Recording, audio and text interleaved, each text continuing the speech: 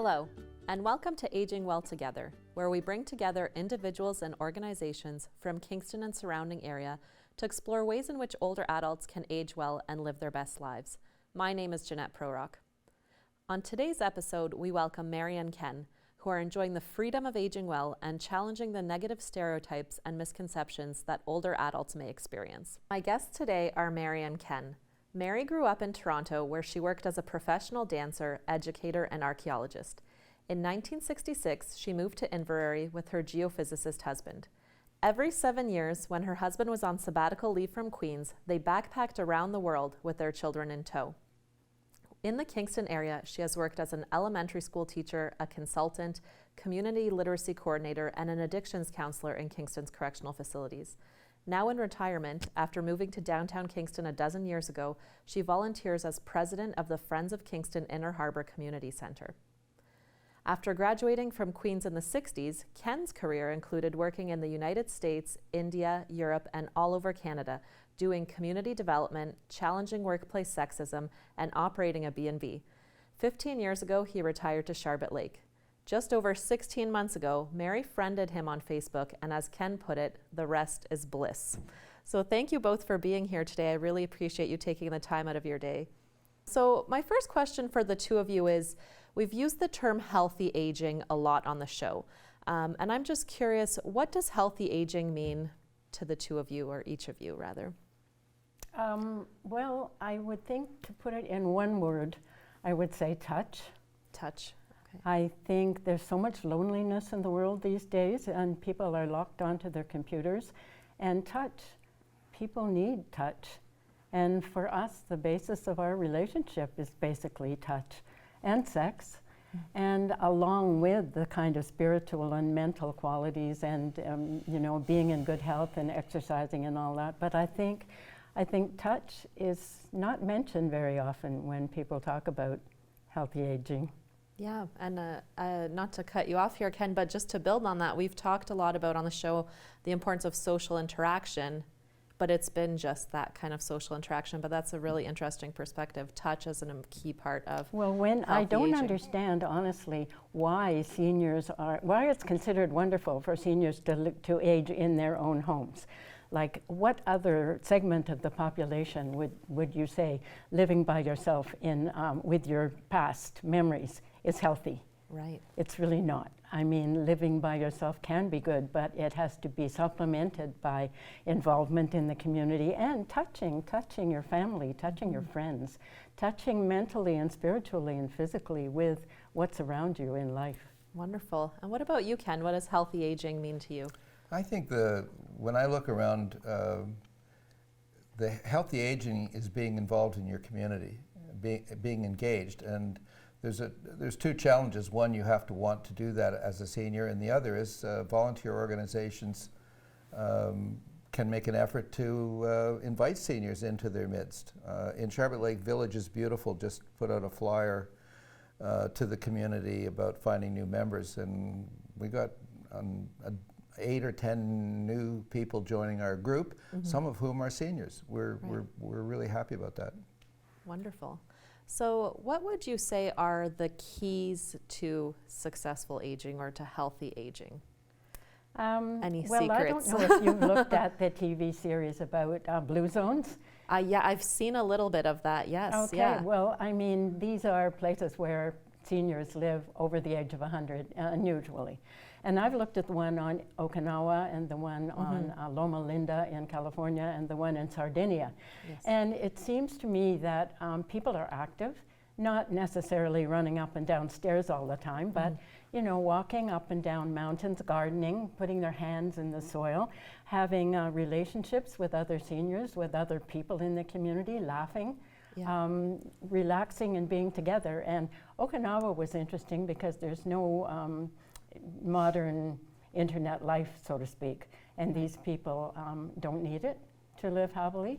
And Loma Linda, I thought, in California was interesting. These people seem to play pickleball all day long. But again, the social interaction with playing pickleball. So the social life and the touching again. And physical health, exercise, and mental health. and involvement with something that has a purpose, like long-term cares. No wonder the average expectancy is 2 years, because people have there's no point in living when you're just being looked after. In Charlotte Lake, there are seniors and many other people who play pickleball. There's 2 groups in Charlotte Lake, country music and pickleball. Yeah. I associate with both quite happily. But there's also a group of seniors that cycle on a regular basis, or cross-country ski, or go hiking. The opportunities for physical engagement, I think, is really important. Right, and I especially like Sardinia, because after a day, these people have a glass of wine or maybe a bottle of wine at the end of the day. Yay! right, but so what struck me from what you shared there about those blue zones is the common thread being, whether it is through pickleball in California or whether it is through, I saw the Okinawa episode as well, and there was families playing games together with older adults in the family. It's the interaction that really seems to be the common thread that ties through a lot of that. So I guess the other question that I was thinking is, well, Mary, it being your birthday, and you shared your age with me today, and Ken, you shared your age with me as well, and I couldn't believe, but so you two have obviously managed to age very well. So what has allowed you to age so well together? Do you want to go ahead? I'm a big fan of getting exercise and stretches, and I mean, every day I do some physical activity, which has always been important to me. But I also have things that I like to read or keep current about. I mean, I'm not interested in nostalgia or sentimentality, but what are the current issues, what's going on, and how can I contribute to addressing them? That keeps me in a vital state. Wonderful. Well, for me, my husband died of dementia a couple of years ago, and it was a long haul, like it was 10 years for his slow decline.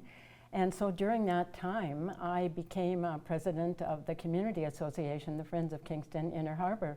And that was such a blessing, because I wasn't totally focused on death and my husband dying, and being involved with the whole community, not just older people, but people of all ages, and with many, excited and capable people, advocates in the community of the ages of in their 40s and 50s and 60s. So I think it's important to be with people of all ages, not just confined to people your own age. And so would you say, because there may be people at home watching right now who find themselves in a position of being a caregiver with others, and we know that there's so many challenges that individuals face, would you have any advice for those individuals, Mary, of how you've managed to, stay so well through such challenging times? Well, again, I think Ken and I have this practice every morning where we just sit by ourselves and meditate for a half an hour and just let thoughts come into your head as they will. And I think if you pay attention to your unconscious will tell you what you need. My old GP, used to say so many people in their 50s come to her and they're not happy about this. They watch TV, and she says, "Are you involved with the community?" No. And they get food delivered. They're just isolated by themselves. And I think listen to what your heart is telling you that you need, and do something about it. Like get involved in some community organization that is uplifting and exciting. Or friend some guy.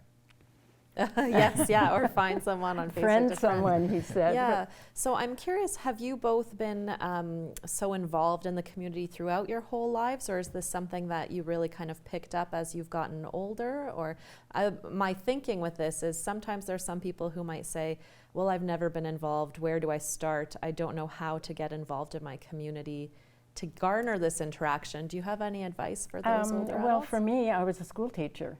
And so I had a job, and we lived on a big organic farm, and we had the garden, and we had pigs, and we had chickens, and we were busy. There was no time to volunteer with anything other than minimally with our local country community association. So it was completely new when we downsized and moved into a condo in Kingston. And then we took up cycling, and then we became involved in in political activism where we never really had before.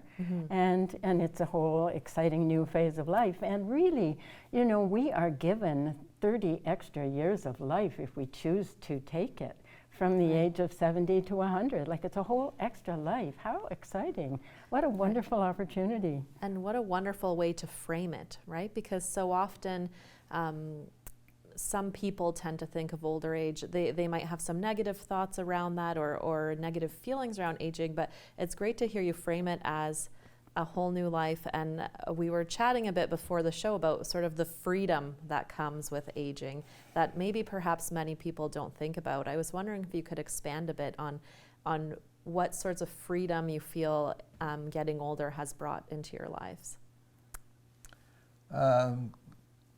I just to go back a paragraph.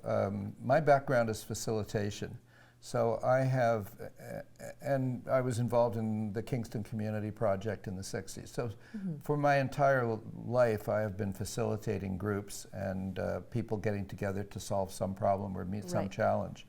So I'm at ease moving around all that way. And there are a lot of people who are more introspective or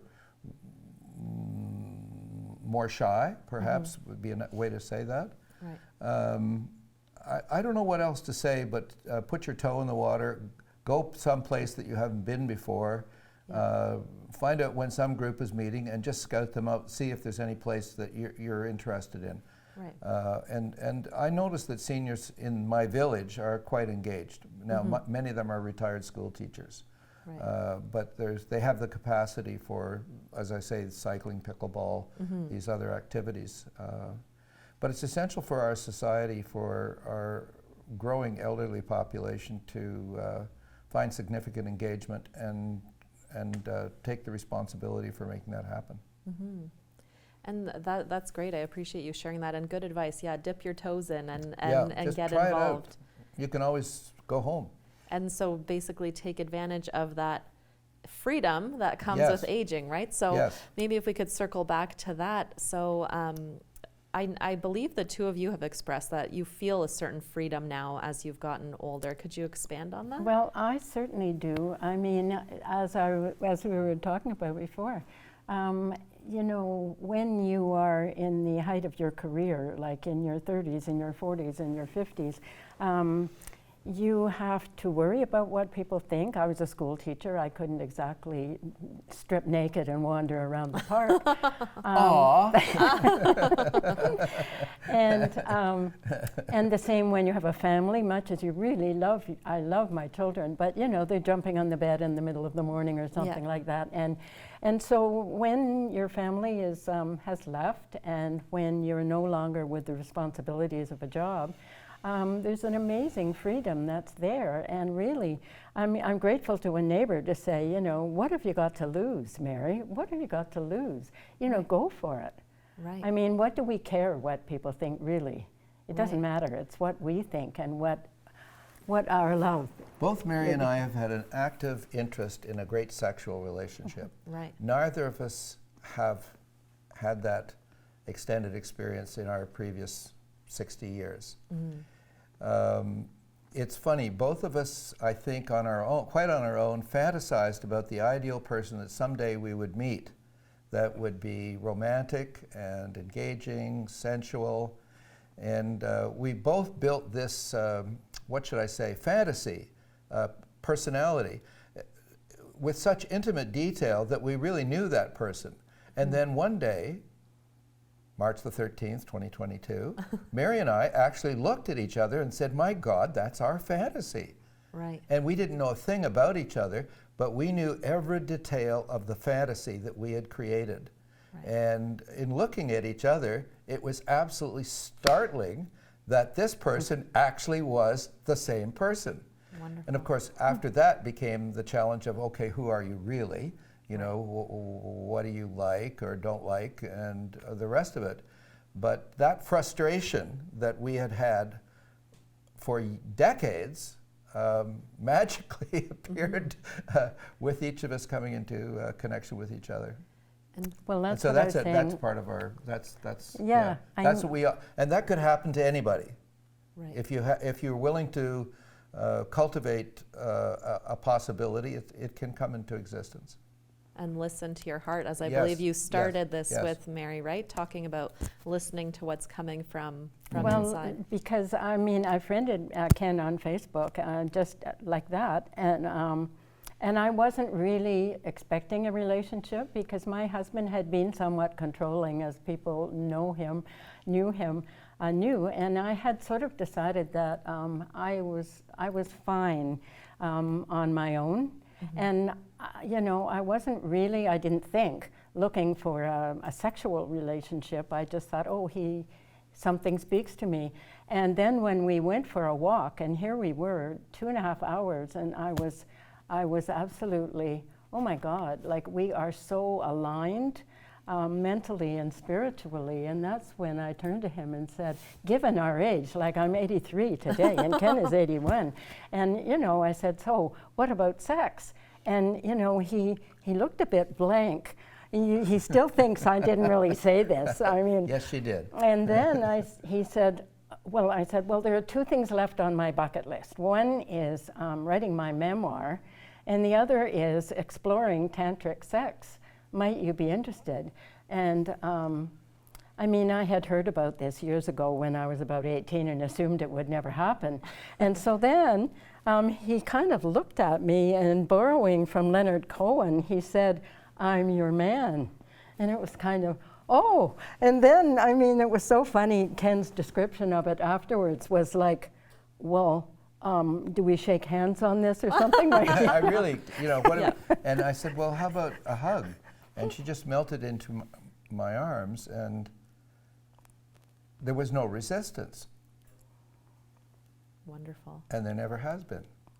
Wow, that's quite the story. That's impressive. And maybe we can delve into that a little bit more after the break, as well as I think that ties greatly into some of the challenges that older adults experience. So maybe that's something we can touch on when we come back right after this break. You're watching Aging Well Together on your TV.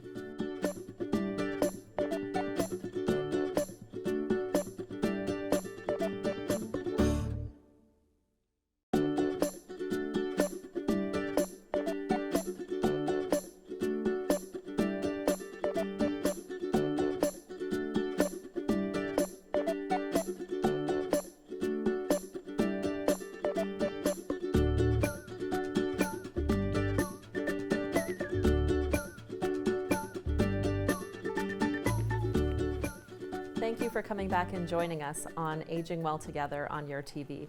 My guests today are Mary and Ken, who've described themselves as ecstatic seniors, ecstatic older adults, very involved in individuals in the community, and very much in love. And so we've been talking a lot about sort of the key factors of aging well and aging healthily. But we also know older adults experience a lot of challenges when it comes to aging. What sorts of challenges do you see older adults facing as they get older?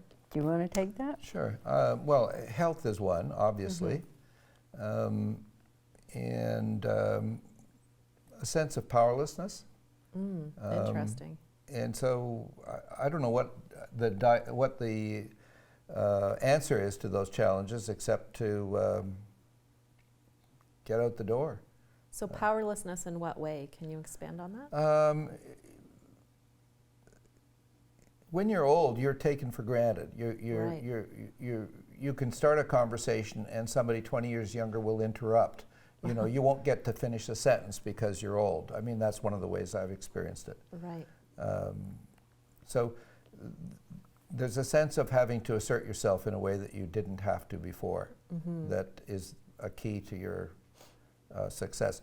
I know many women who have got great skill at that. And I think there are more men that have been looked after by women that find it more difficult when they're alone without their wife or without that kind of partnership. So maybe I'm talking to guys about getting on with it and getting out there. Right. Well, I think, you know, I have heard the expression, maybe you have, about women who don't want a nurse or a purse, want to be a nurse or a purse, because, you know, older men typically expect, of our generation, as we grew up. I mean, our role was ostensibly supporting our husbands. And so, you know, many women, when their husbands have passed on, kind of think, I've had enough of that. I mean, really, I'm happy just being on my own without that, and that's an advantage of living by yourself. But ageism is alive and well. Right. In one of my political activist roles, I had a discussion with a consultant who said, don't worry your furry little head.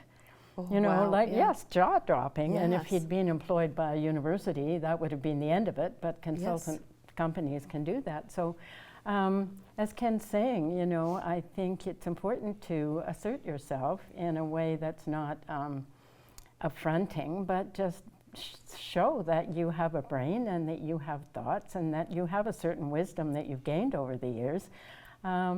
But easier said than done. Right. Because we are facing this world. I mean, it doesn't want to pay attention to older people. And it's a struggle. You know, I'm thinking back to I Love Lucy.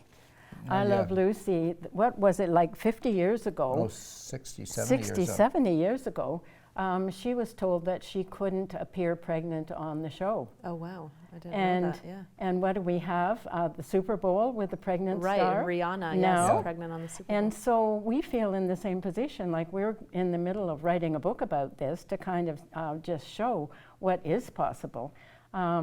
Physically, sexually, spiritually, emotionally when you're old. And so often people say to us, well, maybe there's hope for me when they hear our story. Right. And there is hope. There really is hope, but people tend to dismiss that. Right, yeah. And I think so, and another piece that comes to mind as I listen to both of you talk is it's a bit of work there on the part of the older person advocating for themselves, but I think the other piece that really needs to happen is society needs to change, right? We need to make our communities more age-friendly, change the stigma and the built-in social environments, I think, that older adults find themselves with or within. So I'm wondering if you have any ideas or thoughts around what we could do to make our communities better for older adults as they age. Do you want to go? It's a big question. It is a big question. I think I don't feel very helpful in trying to answer that. I'm so confident about looking out for myself and asserting myself and getting to do what I want. I sort of take all that for granted. Right. Yeah. Well, I think one of the things that really could and should happen is more street parties. And there was a woman in her 50s in Calgary who started this, and it became quite a thing. Like you apply to the city to close off your block for an evening, and everybody gets out and has a barbecue and says hello to one another, because nowadays our communities are online. Right. And it's not the same as when we grew up, when we knew all the kids and the people on the street, and we weren't necessarily best of friends.